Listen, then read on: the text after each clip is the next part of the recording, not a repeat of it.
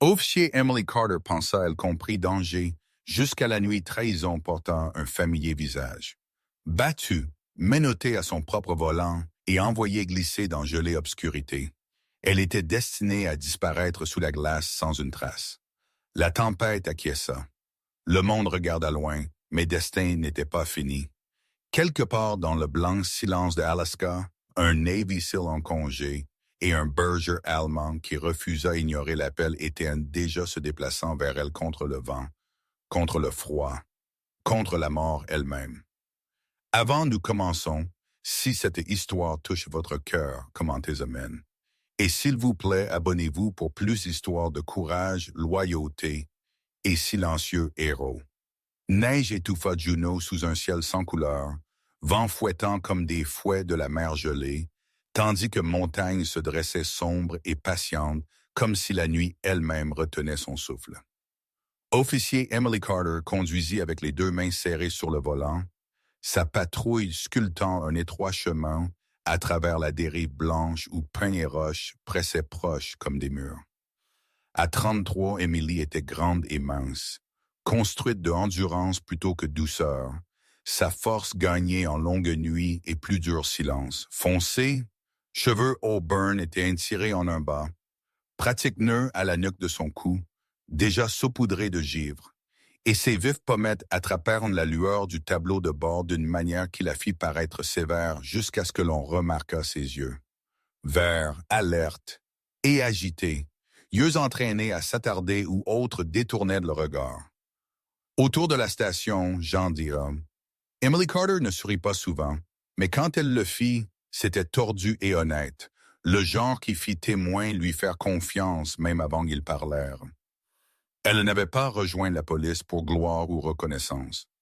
Elle avait rejoint parce que sa mère avait disparu quand Emily était 16, laissant derrière une silencieuse maison et une question qui jamais ne cessa d'écho. Silence était devenu quelque chose, Emily ne pouvait pas tolérer.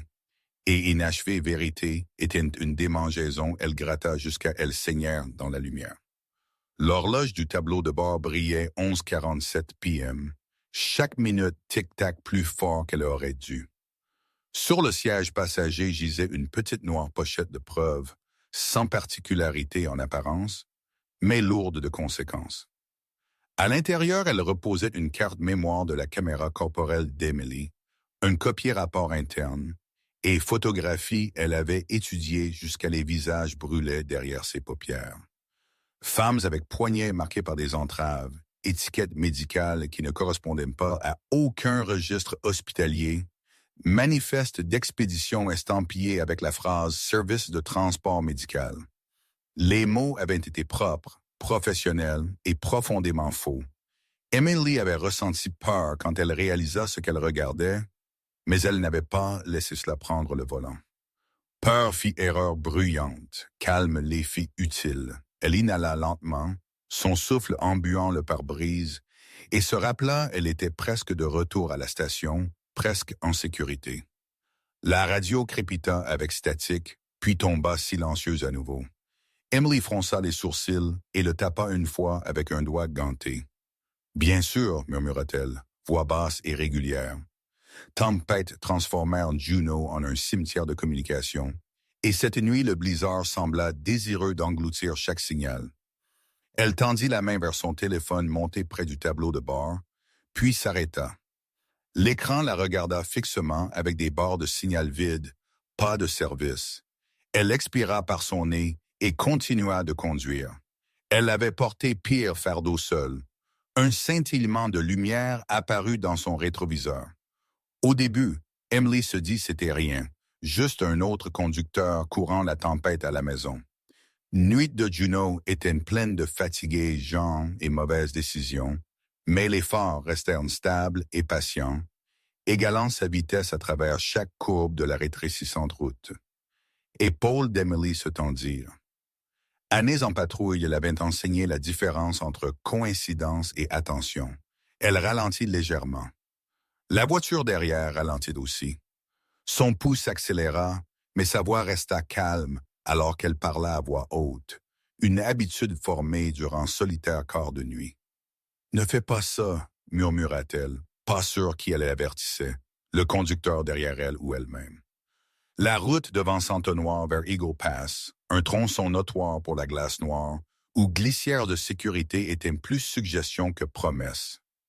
Neige s'entassait haute le long des bords, et la mer gisait au-delà, gelée en un terne, sans souffle miroir. Les phares derrière elle s'éclaircirent plus brillants, plus proches maintenant.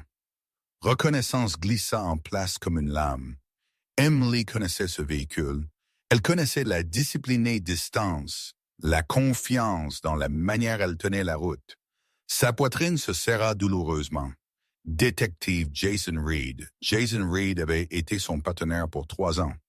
Dans ses 45, Jason était large d'épaules, avec une mâchoire carrée et des cheveux sombres coupés courts et parsemés de gris, le genre d'homme qui semblait sculpté plutôt que grandi. Sa barbe était toujours taillée courte, précise, comme si le désordre l'offensait personnellement. Il écoutait avec ses bras croisés et son poids penché en arrière, yeux illisibles, une posture qui fit suspect parler juste pour remplir le silence. Jason Reed avait une fois traîné Emily hors d'un entrepôt, en feu durant un raid, une balle frôlant son épaule alors qu'il la poussa à travers une porte. Après cette nuit, confiance était venue facilement. Trop facilement, elle réalisa maintenant. Emily alluma son clignotant et se dirigea vers un étroit dégagement saupoudré de neige fraîche. Si Jason Reed voulait parler, elle le ferait face à l'air libre. La voiture de patrouille roula jusqu'à l'arrêt et Emily sortit dans le vent. Froid mordit instantanément à ses joues et s'infiltra à travers sa veste. Voiture de Jason terra derrière elle, moteur au ralenti. Il sortit en douceur, manteau zippé haut, yeux balayant la route avant de se poser sur elle. Son expression était calme, presque douce. « Emily, dit Jason Reed, voix chaude et entraînée, qu'est-ce que tu fais ici seule dans ce désordre? » Elle garda ses mains visibles, sa posture détendue, mais prête. « Comme toi, » répondit Emily Carter. « Travaillant tard? » Ses yeux jetèrent un coup d'œil bref à sa voiture, puis revinrent. « Tu m'as suivi? » Jason Reed sourit faiblement, celui qui avait l'habitude de mettre les recrues à l'aise. « Tu n'as pas répondu à ta radio. Je me suis inquiété. Quelque chose dans son ton était faux, trop mesuré, comme « Oui, je t'en assure, comme une ligne répétée une fois de trop. Le vent hurlait entre eux, portant l'aiguë odeur de sel et de glace. « Je vais bien, » dit Emily, se dirigeant vers la station. Jason fit un pas plus près.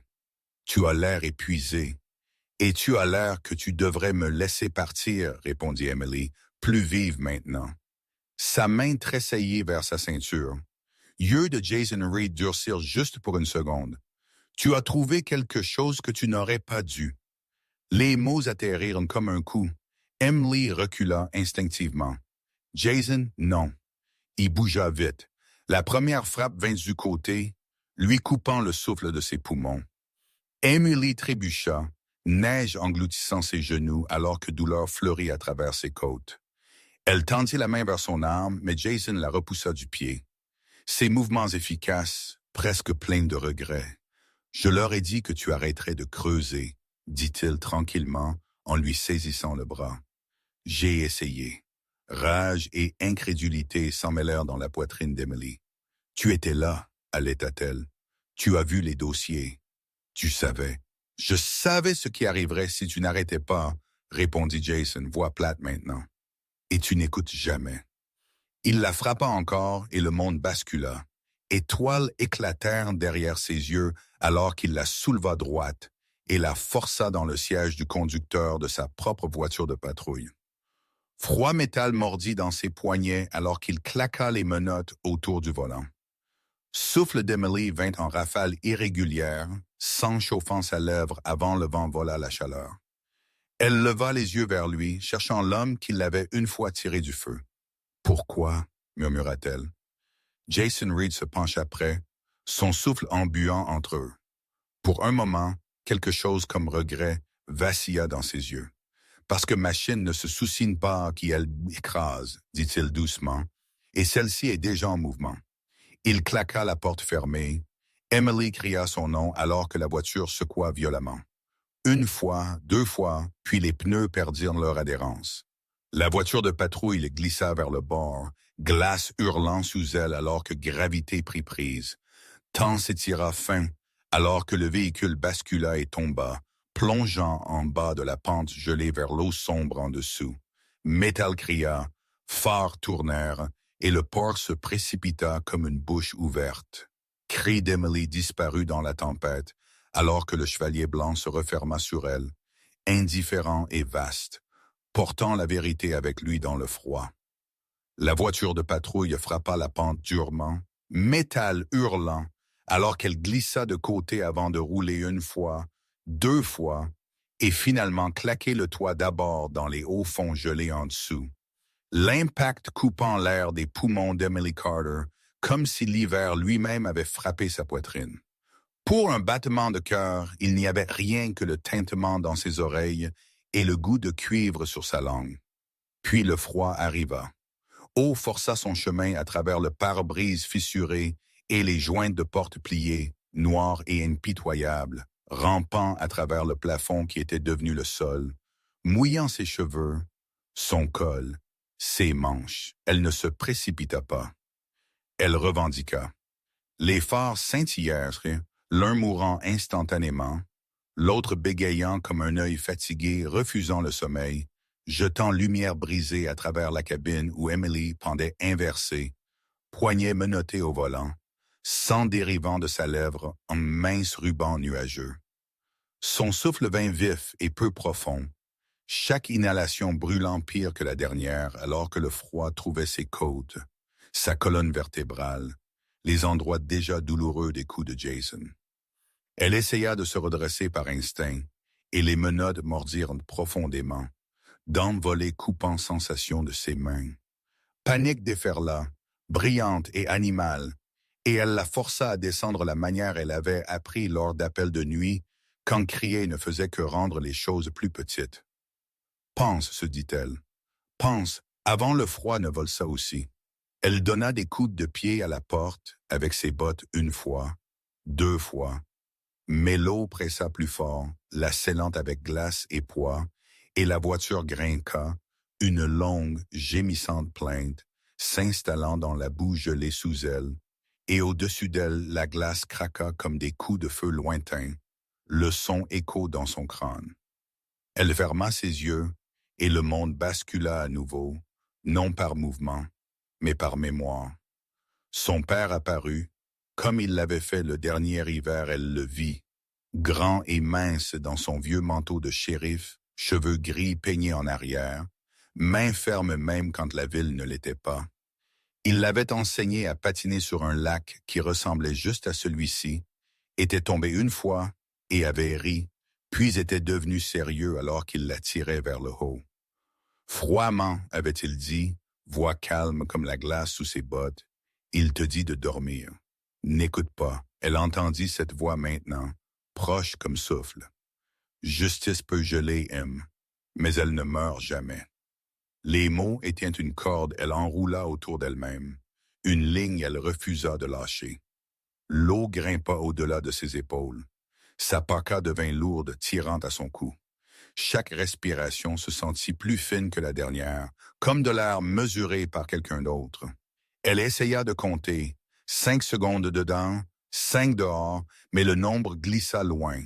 La lumière bégaya à nouveau et s'éteignit, et l'obscurité pressa, complète et absolue. Dans le noir, le froid se sentit plus fort. Il rugit. Ses pensées se dispersèrent comme des oiseaux débusqués de leur abri. Elle vit des visages, des dossiers elle avait ouverts. Femmes dont les yeux avaient appris à détourner le regard. Une basket d'enfant dans une photographie qui n'avait pas de place dans un manifeste d'expédition. Elle s'était promise qu'elle récupérerait les preuves, qu'elle les mettrait dans des mains qui ne pourraient pas prétendre ne pas voir. La carte mémoire était toujours dans sa poche, dure et petite comme une pièce, pressant contre ses côtes. Elle s'enroula autour d'elle instinctivement, comme si son corps savait que cela importait. Son souffle se coinça. Les bases de sa vision, ce peu qui restait, scintillèrent blanc. Sommeil l'attira comme une marée chaude et invitante d'une manière qui la terrifiait. Elle ouvrit sa bouche pour crier, pour prier, pour maudire, mais seules des bulles s'échappèrent, courant vers le haut pour éclater contre le verre. La voiture grinça à nouveau, un avertissement cette fois, et une fissure plus profonde fendit la glace au-dessus. Pour un moment sauvage, elle imagina le lac entier cédant, l'engloutissant Hélène et la voiture ensemble, effaçant l'histoire avant qu'elle ne puisse être racontée. Puis quelque chose coupa à travers le vent. Non le gémissement de la glace ou le hurlement de la tempête, mais un son aigu et vivant, assez proche pour être réel. Un aboiement, bas, urgent, portant une insistance qui n'appartenait pas aux teintes. Ses yeux s'ouvrirent un temps grand. Elle écouta, cœur battante. Le son vint à nouveau, plus clair maintenant, non écho comme la glace, mais ancré, intentionnel, un chien. La pensée se sentit absurde et miraculeuse à la fois. Elle pressa son front contre le verre, souffle n'en bua rien, et essaya de se concentrer sur le son pour le tenir la manière elle tenait la voix de son père. « Ici », murmura-t-elle. Pas sûr si le mot atteignit ses lèvres ou resta dans son esprit. « Je suis ici », l'aboiement répondit plus près, rejoint par le craquement de quelque chose se déplaçant à travers la neige au-dessus d'elle. La glace grinqua, non en effondrement, mais sous un poids qui se déplaçait soigneusement. Testant. Un rayon de lumière trancha à travers l'obscurité pour une seconde, tremblant alors qu'il passait sur le toit submergé et disparut à nouveau. Poule d'Emily sauta douloureusement. Elle essaya de lever sa tête et l'obscurité déferla épaisse et rapide. Le froid avait enveloppé ses pensées dans de la laine. Les nombres étaient partis maintenant. Tout ce qui restait était le son et l'idée de cela. La promesse que quelque chose de vivant avait remarqué son absence dans un monde déterminé à être vide. Son emprise sur conscience glissa. Elle pensa aux yeux de Jason à la fin, plat comme du verre gelé, et sentit quelque chose durcir en elle que le froid ne pouvait toucher. Si elle allait disparaître, ce ne serait pas silencieux. Elle inspira un souffle qui déchira sa gorge à vif et força un dernier son au-delà de ses lèvres. Un cheval cassé à pelle qui à peine s'éleva au-dessus de la ligne d'eau. L'aboiement vint à nouveau, plus près encore, et avec lui une voix d'homme étouffée par le vent, mais réelle, appelant quelque chose, quelqu'un à guérir. Soulagement la frappa si soudainement ça fit mal. L'obscurité déferla et s'adoucit en même temps, un rideau se refermant. Emily laissa sa tête retomber, joue reposant contre le verre, et tint la pensée comme un talisman. J'ai été vu. Alors que le froid revendiquait les bases de son monde, le son de la tempête recula, remplacé par l'aboiement régulier, insistant qui refusa de s'estomper, et puis par rien du tout. La tempête avait une manière de dépouiller le monde aux essentiels, et pour Logan Hayes, les essentiels étaient tout ce qui restait. Neige balaya de côté à travers l'étroite route d'accès au-dessus de Eagle Pass, effaçant les traces aussi rapidement le vent hurlait comme quelque chose de blessé et de colère. Logan se déplaça à travers elle avec la tranquille économie d'un homme entraîné à survivre quand la carte disparut.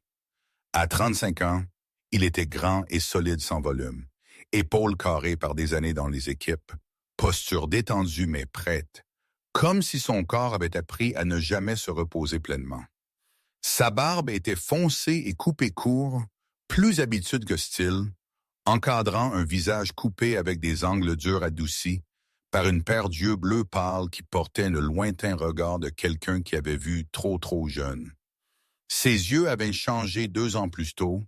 La nuit, son plus proche coéquipier saigna dans ses bras sur une mission qui ne ferait jamais les nouvelles. Depuis là, Hogan avait appris comment fonctionner sans se sentir entier, comment respirer à travers les heures calmes quand mémoire pressait plus fort que n'importe quel ennemi. Alaska était censé aider avec ça. Espace froid. Un silence assez honnête pour ne pas mentir en retour. À son côté se déplaça Kota. Le berger allemand était 5 ans vieux, noir et feu avec un classique manteau en sel saupoudré de blanc par la neige, muscles longs et penchés sous fourrure épaisse construite pour l'hiver. Une oreille basculée légèrement à la fin, un souvenir de ses jours K9 et une faible cicatrice traçait son flanc droit où shrapnel avait une fois embrassé trop près. Yeux de Kota étaient ambrés et alertes, intelligent de la manière qui venait de travail bien fait et souvent. Il avait servi avec une unité de police avant une explosion termina sa carrière tôt, et Logan l'avait pris sans cérémonie. Deux vétérans reconnaissant la même inachevée phrase l'un dans l'autre. Kota était discipliné mais pas rigide, loyal sans avoir besoin de commande. Et quand il bougea, ce fut avec une certitude qui fit Logan lui faire confiance plus que n'importe quel compas. Ils étaient censés se diriger vers la cabane, la petite cabane de chasse Logan avait empruntée à un vieil ami qui ne posait pas de questions. Il avait été vérifiant des collets, laissant le froid brûler le bruit dans sa tête, quand Kota s'arrêta si soudainement que Logan faillit entrer en collision avec lui. Corps du chien devint tendu, queue basse, nez se levant alors que le vent changea. Ses oreilles se dressèrent non vers la forêt, mais vers le bas de la pente, vers la ligne sombre où terre rencontrait eau gelée. « Qu'est-ce que c'est, mon pote? » demanda Logan, voix engloutie par la tempête. Kota ne le regarda pas. Il fit un pas, puis un autre, tête basse maintenant, narines évasées. Logan le sentit un battement de cœur plus tard. Carburant, aigu et faux, porté d'en bas. Métal aussi, froid et aigre, et quelque chose d'autre sous tout cela. Une Hot Logan reconnue sans le vouloir. Peur, Kota partit au trot, s'écartant du chemin et descendant à travers les arbres. Logan suivit sans hésitation, bottes mordant dans la poudre, alors que Branch griffait son parka. Doucement, appela-t-il, non pour ralentir le chien, mais pour s'ancrer. Il accrocha sa lampe frontale, le faisceau sculptant un étroit tunnel à travers la tempête. Alors qu'il descendait, le vent changea de ton, s'entonnoir à travers le ravin, portant avec lui un lointain ruisseau qui mit les dents de Logan sur les nerfs. Ils atteignirent le bord de la pente, où le sol tombait brusquement vers les hautes fonds gelés. Kota dérapa jusqu'à l'arrêt, pattes griffant pour prise, puis aboya une fois. Court aigu, l'alerte d'un chien de travail. Logan tomba à un genou et balaya sa lumière à travers la glace. Le faisceau s'accrocha à du métal tordu juste sous la surface. La forme terne d'un véhicule à moitié submergé, trois d'en bas, fer mort. Une voiture de patrouille. Le mot s'enregistra avec un froid clic dans sa poitrine. Il respira. Kota gémit, un son Logan avait entendu seulement une poignée de fois, toujours quand quelque chose allait très mal. Le chien arpentait le long du bord, aboyant à nouveau, puis né vers une forme sombre sous la ligne d'eau. Logan suivit son regard et vit un visage pressé contre le verre, pâle et flou, cheveux flottants comme des herbes rouillées, un visage humain. Entraînement prit le dessus, la partie de lui qui avait été silencieuse mais jamais partie. Logan glissa le long du talus sur son dos, bottes s'enfonçant pour ralentir la descente, et atterrit durement sur la glace à côté de l'épave. La surface gémit sous son poids. Il se répartit bas, distribuant la pression, et rampa vers le côté conducteur. La glace tint, craquant, mais ne cédant pas. Il pressa sa lampe frontale près de la fenêtre et jura doucement. À l'intérieur, une femme pendait la tête en bas, immobile, poignet menotté au volant. Ses cheveux auburn étaient collés à son visage. Ses lèvres soufflèrent, yeux fermés. Bull s'accrochait au verre près de sa bouche. Pouls de Logan battait dans ses oreilles. « Eh » dit-il fort et clair, la manière dont les médecins parlaient dans le chaos. « Tu m'entends? Reste avec moi. » Kota gratta la glace près de la porte, griffes raclant, souffle embuant le faisceau. Logan leva une main. « Doucement, Kota. Surveille le bord. » Il évalua le joint de la porte, la manière dont l'eau pressait. Casser la fenêtre purement et simplement inonderait la cabine plus vite. Il avait besoin de levier, d'espace, de temps, ils n'avaient pas. Il tira la petite hache de sauvetage de son sac, le métal assez froid pour mordre, et coinça la lame dans l'espace du cadre de porte, faisant levier soigneusement. La glace protesta. La voiture se déplaça d'une fraction. Logan se figea, souffle retenu, puis continua, muscles brûlants alors qu'il enfonçait la lame plus profondément. « Allez, murmura-t-il, plus prière que commandement. » La porte céda un pouce. L'eau déferla. Logan passa son bras, doigts s'engourdissant instantanément, et tâtonna pour la ceinture de sécurité. Il la coupa net. Corps de la femme s'affaissa, et Logan la rattrapa sous les épaules, la tirant vers l'ouverture alors que Kota aboyait encouragement. Son corps se cala contre la jambe de Logan, comme pour prêter force. Les menottes s'accrochèrent. Logan jura et tendit la main vers elle, arrachant avec tout ce qu'il avait. Le métal se détacha avec un claquement aigu. Il la tira sur la glace, la traînant loin de la porte alors que la voiture s'enfonçait plus profondément avec un gémissement. Kota fut là instantanément, pressant son corps le long de son côté, chaleur contre froid, léchant son visage une fois, puis aboyant à nouveau, plus fort maintenant vers les arbres comme si appelant la tempête elle-même à témoigner. Logan vérifia son pouls, doigts engourdis, mais entraînés, là faible, erratique, mais là. Il se pencha près, bouche près de son oreille. « Tu n'es pas fini, » lui dit-il, voix régulière. « Pas ce soir. » Elle ne bougea pas. Neige lui colla les cils alors qu'il se débarrassa de son sac et l'enveloppa dans ses couches de rechange, mains bougeant vite malgré le froid. La tempête déferla autour d'eux. Mais pour la première fois depuis qu'il était arrivé en Alaska, Logan sentit quelque chose trancher à travers le vide il avait porté. But, non le genre abstrait qui attendait médaille ou ordre, mais la simple, brutale clarté d'une vie qui avait besoin de lui maintenant. « D'accord, mon pote ?» dit-il à Kota qui montait la garde, yeux balayant l'obscurité. « Nous la sortons. » Le chien rencontra son regard, yeux ambrés féroces et certains, puis tourna vers le bas de la pente, choisissant déjà un chemin à travers la tempête. Logan travailla vite parce que vitesse était la seule miséricorde le froid jamais respecta. La glace sous ses genoux chanta avec de minces fissures alors qu'il déplaçait son poids, mais il l'ignora, se concentrant sur la femme dans ses bras et la manière son corps résistait à la chaleur comme une porte gelée fermée. Il l'avait tirée hors de l'eau, mais le lac avait déjà pris son impôt. Sa peau était cirée pâle, lèvres teintées de bleu, cils bordés de glace, cheveux auburn coagulés foncés contre sa joue. Emily Carter pesait moins qu'elle ne paraissait, muscles maigres vidés de force, son corps mou avec le dangereux calme de l'hypothermie. Logan pressa son front brièvement au sien, une habitude d'ancrage qu'il avait apprise il y a longtemps, puis commença à travailler. « Respire avec moi », dit-il près de son oreille, sa voix basse et régulière. Le ton il utilisait avec homme saignant qui encore avait besoin d'une raison de rester. Dedans, dehors, ne dors pas. Pas encore. Il pinça l'intérieur de son poignet assez fort pour piquer, puis frotta son sternum à travers le tissu trempé, ramenant le souffle en rythme. Sa poitrine se contracta une fois, puis encore. Ce n'était pas beaucoup, mais c'était assez pour construire dessus.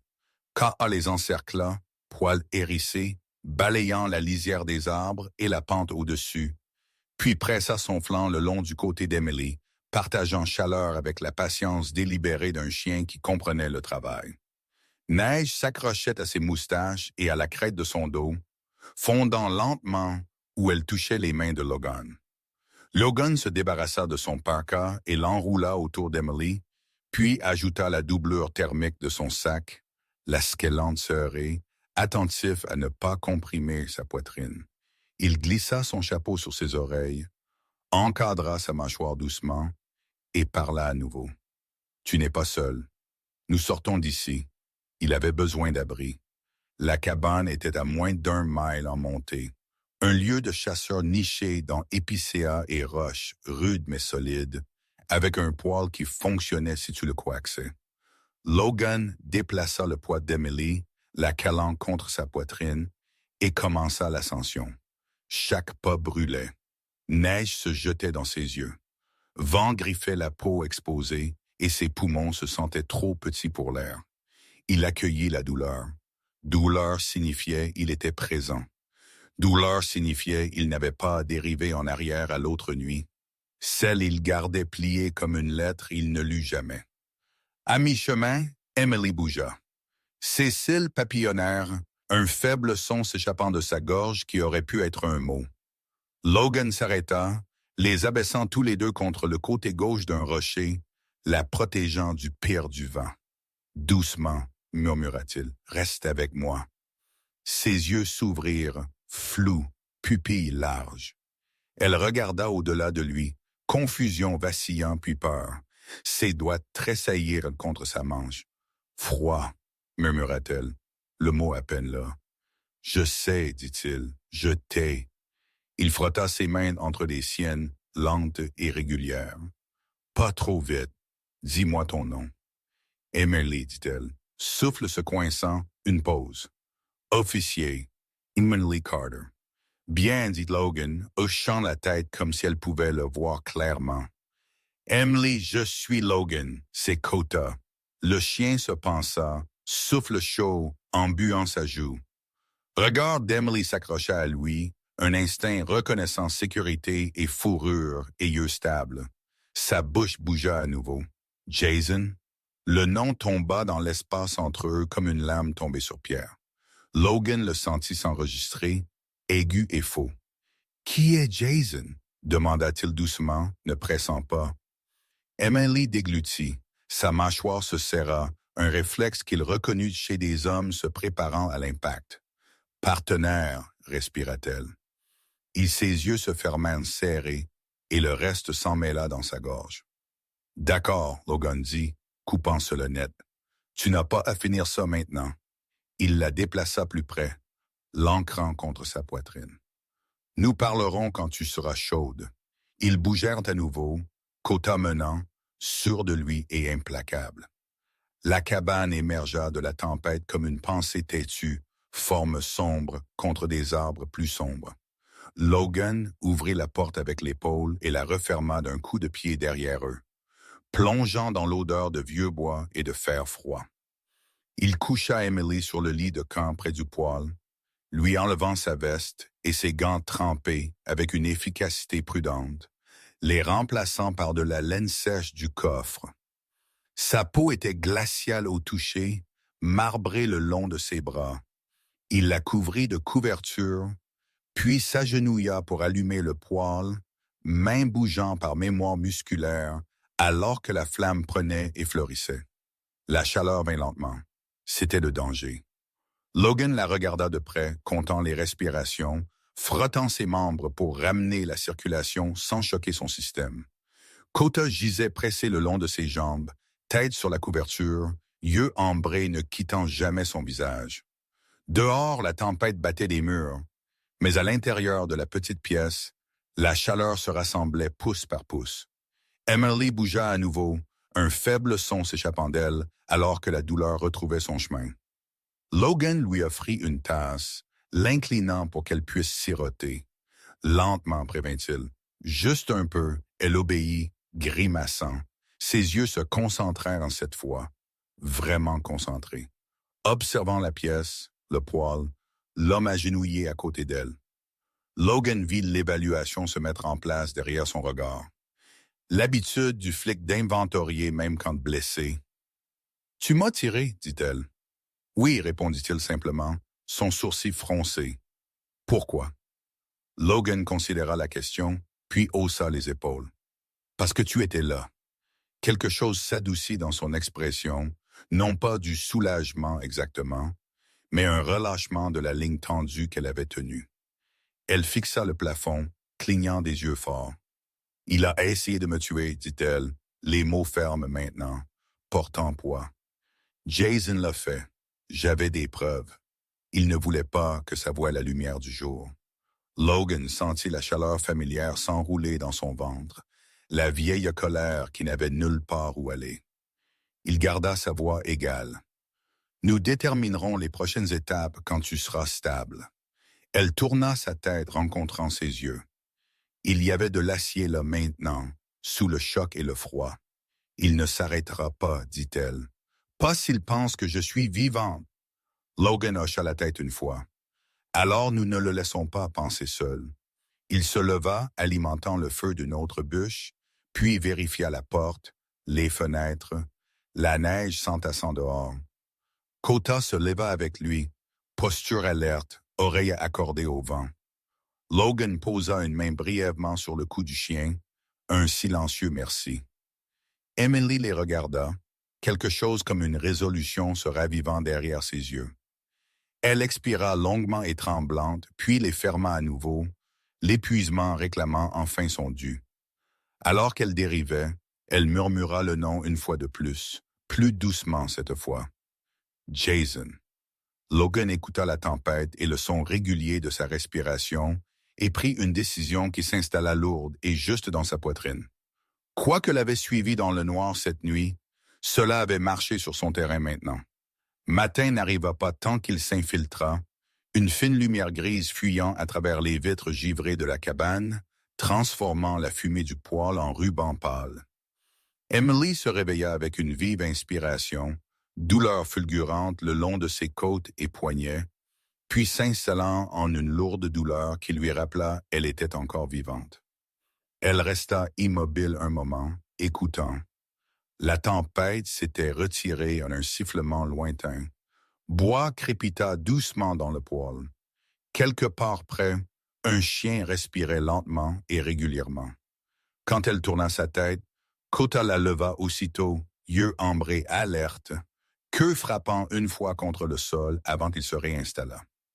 Satisfait, Logan s'assit à la petite table, épaules voûtées alors qu'il versait de l'eau chaude sur le marc, mains cicatrisées et stables. Il leva les yeux quand il la sentit éveillée. « Comment le monde te traite-t-il » demanda-t-il voix basse, attentif à ne pas effrayer. « Comme il a essayé de me tuer et a manqué » répondit Emily. Sa voix était mais plus forte. Elle se leva avec un WSC. Logan traversa la pièce et glissa une veste pliée derrière son dos, la calant en position assise sans commentaire. La courtoisie importait. Elle remarqua des choses comme ça. « Bois, dit-il, lui passant une tasse. Petite gorgée. Elle obéit, chaleur s'infiltrant dans sa poitrine. Quand elle eut fini, elle rencontra son regard. Le flic en elle avait fini l'inventaire. Maintenant, avec le rapport, ils utilisent les petits pas, commença-t-elle, mots mesurés. Pas les grands quais, lieux personne ne regarde deux fois, coopératives de pêche, paires de maintenance. Les papiers disent transfert de fournitures médicales. C'est tout propre en surface. Surface, Logan fit écho.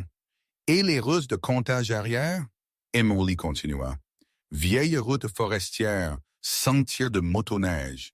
Ils déplacent les gens à l'intérieur des terres, les retiennent au froid, puis les expédient. Il y a des uniformes impliqués. Badge, accréditation. C'est comme ça qu'ils passent les points de contrôle. Sa mâchoire se serra. Jason n'était pas seul. Logan se pencha en arrière, chaise grinçant. La vieille colère s'agita, mais il la garda contenue. Où? Emily ferma ses yeux, cartographiant mémoire sur terrain. Nord de l'Anse.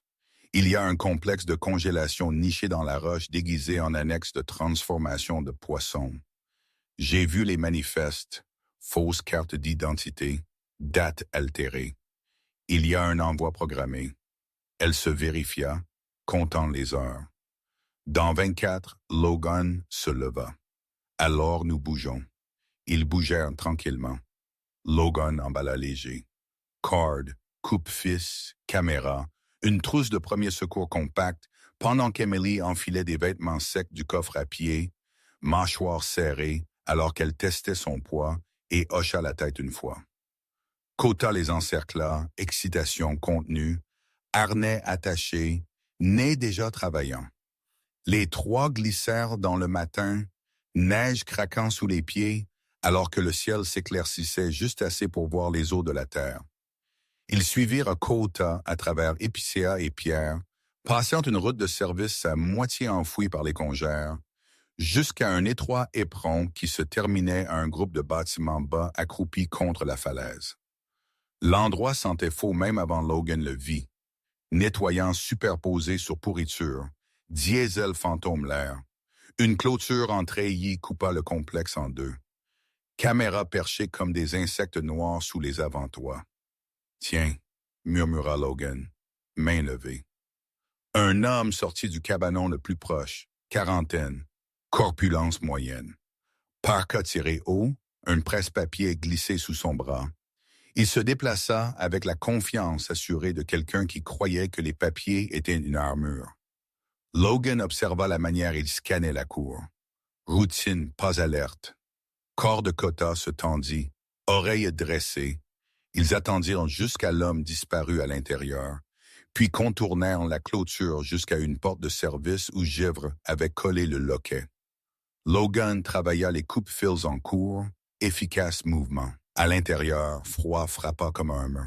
Congélateur industriel bourdonnait, rangée de palettes enveloppées de plastique, étiquettes nettes et fausses. Emily déglutit difficilement, doigt traçant un manifeste clipsé à une palette. « Ces dates sont fausses, » murmura-t-elle, « et ces noms, transferts qui jamais n'atterrissent nulle part. » Logan photographia tout.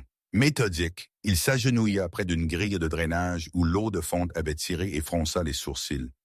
Nappe d'huile s'étala mince à travers la surface, irisée dans la lumière fluorescente. Il jeta un coup d'œil à Emily. « Vérité ne reste pas enterrée, dit-il. Elle flotte. Pas retentir au-delà du mur. Voix. » Logan les fit signe plus loin derrière une pile de caisses. Kota s'enfonça au sol, immobile comme pierre. Deux hommes passèrent, l'un riant, l'autre se plaignant du froid. Logan attrapa l'éclat d'un badge sur un cordon sous une veste. Ongles d'Emily mordirent dans sa paume. Quand les hommes continuèrent, Logan expira. « Nous avons des preuves, dit-il. Assez pour brûler cette vue, mais pas assez pour arrêter l'envoi. » Emily leva les yeux. La résolution dans ses yeux était propre, inébranlable. Alors nous l'arrêtons. Ils se retirèrent de la manière ils étaient venus, laissant le complexe intact. De retour dans les arbres, Logan fit une pause, pesant les options la manière il pesait la météo. Il pouvait appeler ceux-ci, espérer les bonnes personnes répondraient avant que les mauvaises arrivèrent, ou il pouvait gagner du temps, couper les racines, forcer la vague à se briser tôt. Il prit sa décision. « Nous suivons le convoi, dit-il. Perturbé, documenté, retardé. Pas d'héroïsme. » Emily hocha la tête. « Je suis dedans. » Ils se séparèrent drôles. Logan explora les routes d'accès, marquant les points d'étranglement où neige et roches rétrécissaient le passage.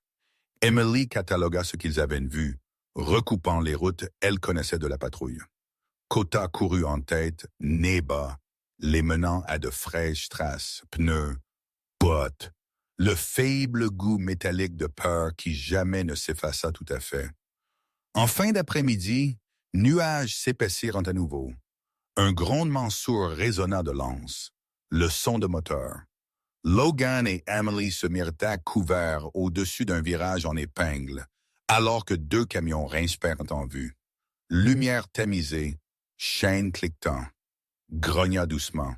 « Compte, » murmura Logan. « Deux camions, » dit Emily. « Escorte derrière. » Mâchoire de Logan se serra. Il jeta un coup d'œil à Kota, puis de retour à la route.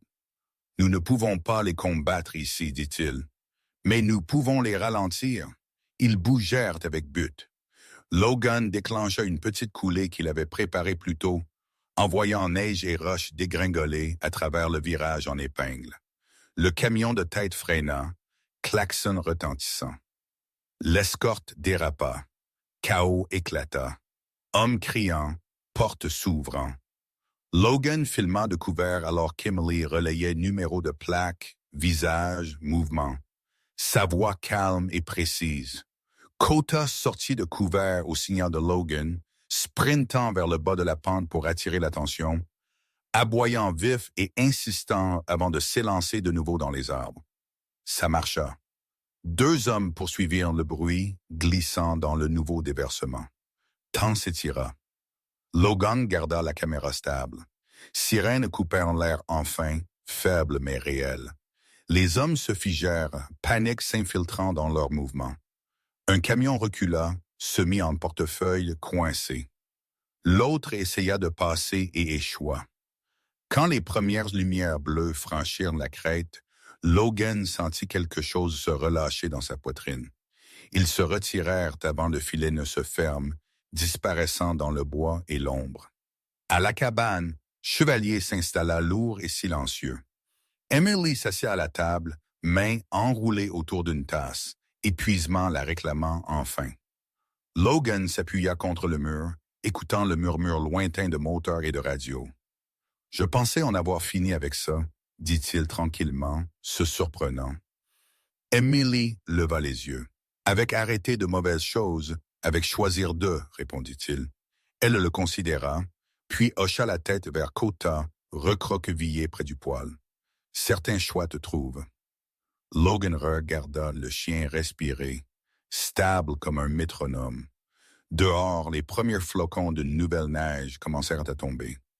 Il savait que la vague n'avait pas complètement cassé, mais elle avait craqué et il n'avait pas fini. Neige revint avec intention, flocons poussés de côté par un vent qui transforma le port en une cathédrale de bruit et d'ombre. Les quais gisaient à moitié éclairés, lampes au sodium jetant des halos maladifs sur des planches glacées, bateaux de pêche grinçant contre des pilotis gelés comme des animaux agités. Logan bougea d'abord, bas et délibéré, bottes trouvant prise où les planches étaient glissantes, sa silhouette brisée par l'encombrement de filets et de caisses. Il portait le calme il toujours portait avant contact, le genre gagné par répétition et perte, mâchoire serrée, épaules relâchées, yeux balayant pour le plus petit changement dans le noir.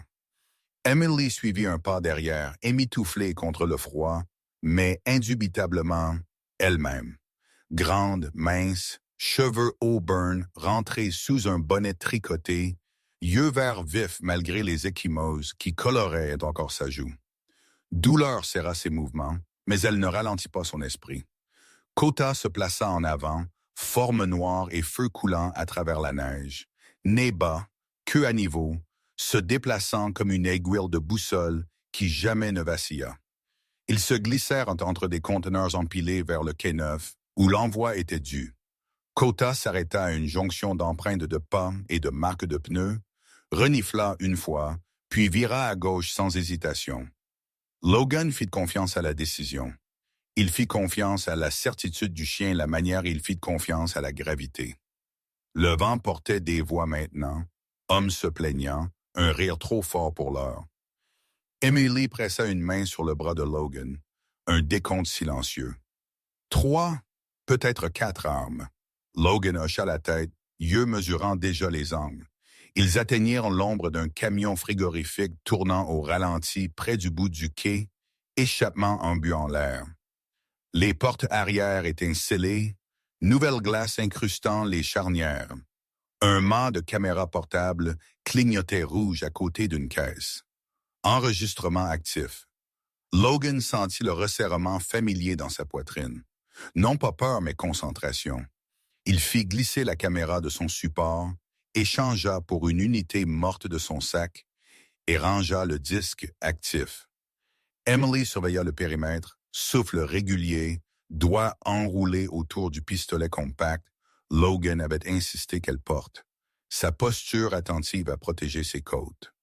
Une figure se détacha de l'obscurité devant, manteau long et sombre, bottes craquantes avec une confiance sans hâte. Jason Reed s'arrêta sous une lampe, laissant la lumière trouver son visage. Il avait l'air le même qu'il avait toujours. Mâchoire carrée, barbe taillée, yeux plats et évaluateur. Mais quelque chose en lui avait changé, comme un homme qui avait franchi une ligne et décidé de ne pas regarder en arrière. Il étendit sa main légèrement, un geste destiné à calmer. « Emily » appela-t-il, voix portant facilement sur le vent. « Tu aurais dû rester froide. » Emily s'avança dans la lumière. « Tu n'as plus le droit de dire mon nom, » répondit-elle, voix régulière. « Ça se termine ce soir. » Jason sourit finement. Deux hommes se déployèrent derrière lui, fusil incliné bas mais prêt. Un troisième s'attarda près du camion, main gantée reposant sur le loquet de la porte. Logan compta les respirations. Il attendit le signe. Cela vint quand les yeux de Jason jetèrent un coup d'œil à la poche de la veste d'Emily. « Donne-moi les preuves, » dit Jason. « Pas. Tu vis. » Logan bougea. Il traversa l'espace en un flou, balayant le fusil le plus proche de côté et enfonçant une épaule dans la poitrine de l'homme, l'envoyant s'étaler. Le deuxième garde leva son arme. Kota explosa de la neige, un missile noir et or, mâchoire se serrant sur l'avant-bras de l'homme avant que le tir ne puisse partir. Le fusil cliqueta sur la glace. L'homme cria. Kota tint, calé contre le recul de la panique, yeux fixés, queue rigide. Coups de feu crépitèrent.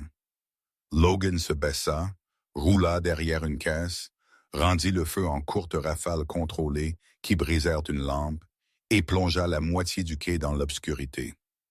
Emily se mit à couvert derrière un bolard, respirant à travers la douleur, visant soigneusement.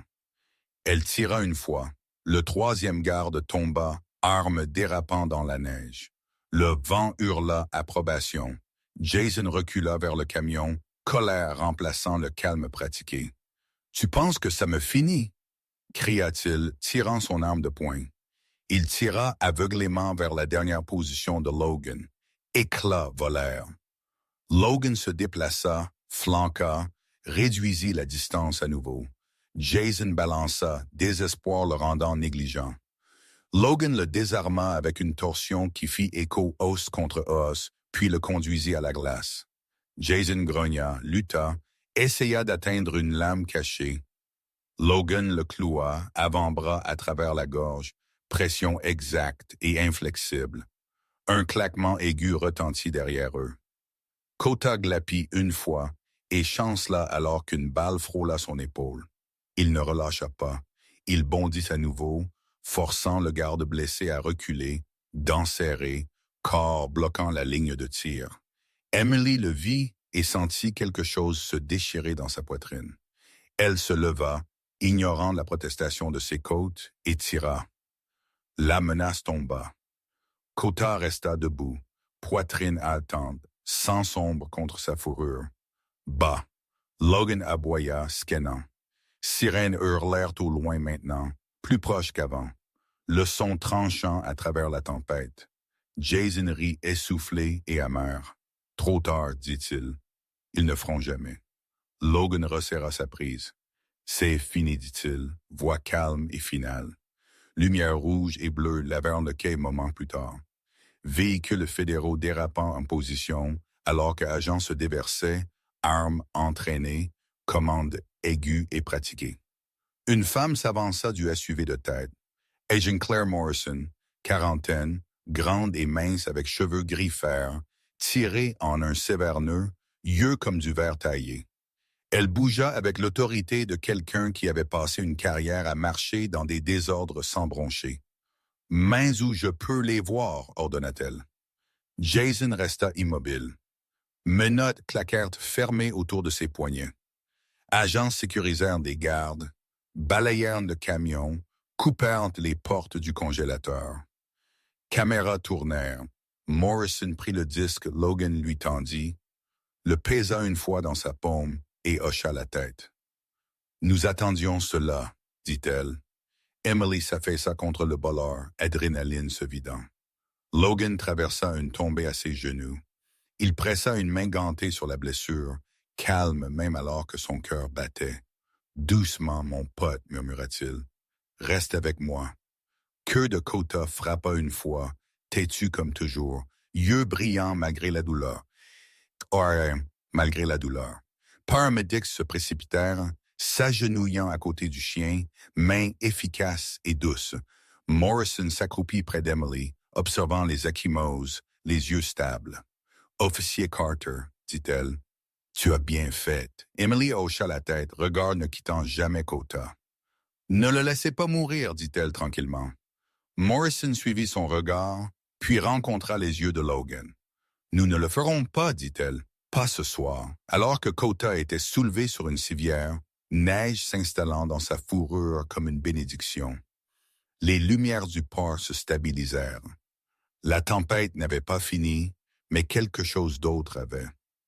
Logan regarda Jason Reed emmener, le poids de la nuit finalement se déplaçant. Emily ferma ses yeux pour un moment, respirant à travers le froid, à travers la douleur, à travers la connaissance que la vague avait cassé là où ça comptait. Aube arriva doucement, comme si le monde lui-même était attentif à ne pas effrayer quiconque avait survécu la nuit. Lumière pâle glissa à travers le port, révélant ce que la tempête avait caché. Véhicules fédéraux alignés comme sentinelles, rubans jaunes flottant contre des cordes ISIFT, agents se déplaçant avec un but précis alors que des preuves étaient cataloguées et des noms étaient prononcés à voix haute. Enfin, les portes du camion frigorifique restaient ouvertes, leur souffle de froid se déversant inoffensivement dans l'air qui ne leur appartenait plus. Hommes furent emmenés menottés, tête baissée, le poids de l'exposition plus lourd que les chaînes sur leurs poignets. Jason Reed passa sous les caméras sans rencontrer les yeux de personne. Le port, longtemps utilisé comme une gorge pour des crimes silencieux, apprit à parler. Emily Carter regarda du bord du quai, enveloppée dans un manteau emprunté qui pendait lâche sur son cadre mince. Son visage portait encore des ecchymoses, ombre violette sous un œil, une légère fente à la lèvre, mais sa posture était droite. Épaules réglées la manière elles avaient été avant la trahison, essaya de la plier en deux. Elle parla à un agent, répondit aux questions, signa des déclarations. Sa voix ne trembla pas. Quand ce fut fait, elle se tint à l'écart et respira. La première respiration sans garde elle avait prise en jour. Logan se tenait à quelques mètres, mains enfoncées dans ses poches, regardant des paramédics charger Kota dans l'arrière d'un transport vétérinaire. Le berger allemand gisait immobile mais alerte sur la civière. Yeux ambrés suivant le visage de Logan, queue battant une fois quand leurs regards se rencontrèrent. Sang assombrit la fourrure à son épaule, proprement bandée maintenant. Le médecin, une femme compacte dans la trentaine nommée Nora Finch, cheveux rentrés sous un bonnet en laine, mouvement calme et précis, vérifia la ligne avant et hocha la tête. « Il est stable, dit-elle, chien robuste. Nous l'emmènerons directement à la clinique. » Mâchoire de Logan se desserra une fraction. « Je suivrai. »« Tu ne seras pas autorisé à l'intérieur, » ajouta Nora doucement. « Mais tu peux attendre. »« C'est bien, dit-il. Attendre était quelque chose il savait faire. » Par après-midi, le ciel se dégagea en un bleu dur. Nouvelles voyagèrent vite dans des endroits qui faisaient semblant de ne pas parler. Appels vinrent d'agences qui avaient une fois classé des rapports dans des tiroirs. Survivants furent trouvés dans des salles de rétention, on leur avait dit n'existaient pas. Familles furent notifiées. La vague recula, laissant épave et soulagement en égale mesure. Agent Clara Morrison informa un groupe de caméras avec la gravité efficace de quelqu'un qui savait le travail n'était pas fini, mais la ligne avait été franchie. « Cette opération est démantelée, » dit-elle. « Plus d'arrestations sont à venir. » Elle jeta un coup d'œil vers Emily quand les questions devinrent personnelles et les arrêta sans cérémonie. Emily quitta le quai avant le coucher du soleil. À la clinique, elle s'assit dans une silencieuse salle d'attente, doigts enroulés autour d'une tasse en papier, écoutant le faible bourdonnement de machines à travers le mur. Logan arpenta une fois, puis s'arrêta, se penchant en arrière contre la fenêtre. Ni l'un ni l'autre ne parla beaucoup. Quand la porte finalement s'ouvrit, Nora sortit avec un sourire fatigué. « Il l'a fait, » dit-elle. Kota rentra à la maison 2 jours plus tard, cousu et rasé, un peu plus lent, mais pas moins lui-même. Il testa son poids soigneusement, accepta le cône avec un ressentiment digne, et il s'appuya contre la jambe de Logan, comme pour les ancrer tous les deux au sol. La cabane se sentit plus chaude pour cela. Logan construisit une rampe par les marches, ses mains occupées de la manière son esprit préférait. Emily visita une fois, apportant frais bandages et tranquille compagnie. Elle s'agenouilla, laissa Kota renifler sa paume, puis gratta derrière son oreille jusqu'à ses yeux se fermèrent de plaisir. « Merci », lui dit-elle comme s'il pouvait comprendre la pleine mesure de cela. Quand de Kota répondit pour lui. Récupération d'Emily fut régulière, délibérée. Elle retourna à la station, non avec des discours, mais avec des papiers, de la formation et une insistance sur faire la prochaine bonne chose. Son capitaine offrit un congé. Elle déclina. « J'ai prêté serment, dit-elle. Je prévoyais de le garder. » Elle témoigna quand on lui demanda, resta ferme quand des noms essayèrent de se cacher derrière la procédure, et apprit comment faire confiance à nouveau sans donner le magasin. Le badge se sentit plus lourd maintenant. Elle le porta de toute façon. Logan fit face à sa propre décision avec moins de cérémonie et plus de silence. Son congé se termina sur papier, mais Alaska avait une manière de tenir.